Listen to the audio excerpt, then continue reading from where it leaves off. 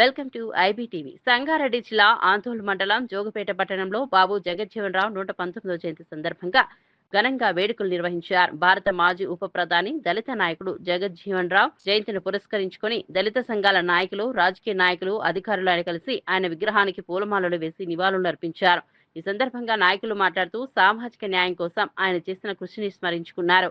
హరిత విప్లవానికి ఆయన చేసిన సేవలు దేశానికి దోహదం చేశాయని చెప్పారు. రాష్ట్ర ప్రభుత్వం మరియు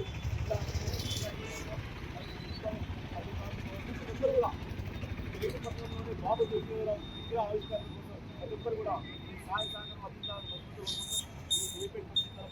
మరియు మేము కూడా ఒకటే పేదల కోసం ఎంతో కృషి చేసిన వ్యక్తి కాబట్టి ఆయన విగ్రహ ఆవిష్కరణ కోసం ప్రతి ఒక్కరు కృషి చేయాలి, ప్రతి ఒక్కరు సహకరించాలి, అందరూ బాగుండాలి, అందరూ మేము ఉండాలని లక్ష్యంతో కృషి చేస్తారు. కాబట్టి మీ అందరూ సహకరించాలని ప్రజాప్రతినిధులకు, అధికారులకు,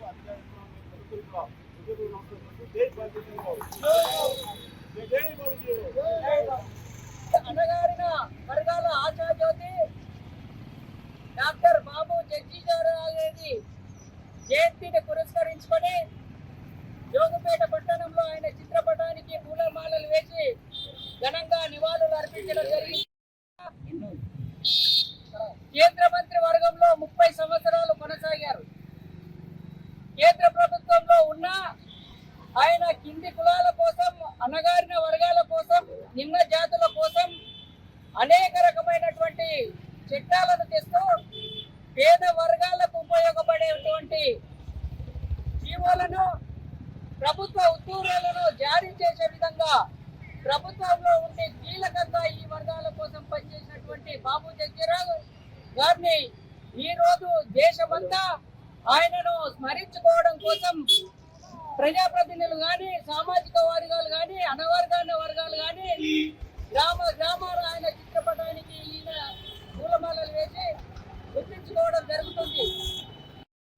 మరి జోగుపేట పట్టణంలో మరి జరుపుకున్నటువంటి నిమ్న జాతిలో ఉన్నటువంటి సోదరులకు అందరికీ నమస్కారములు. అయితే ఆయన యొక్క జగజ్జీవన్ రావు అంటే దేశంలో ఒక ఉక్కు మనిషి.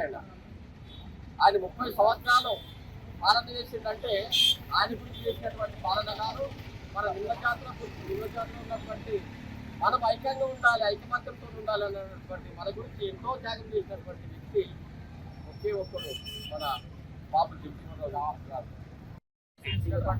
గౌరవ అన్నదారులకు అందరికీ, మన జాతిలో ఉన్నటువంటి నిమ్న జాతుల మనవి చేస్తూ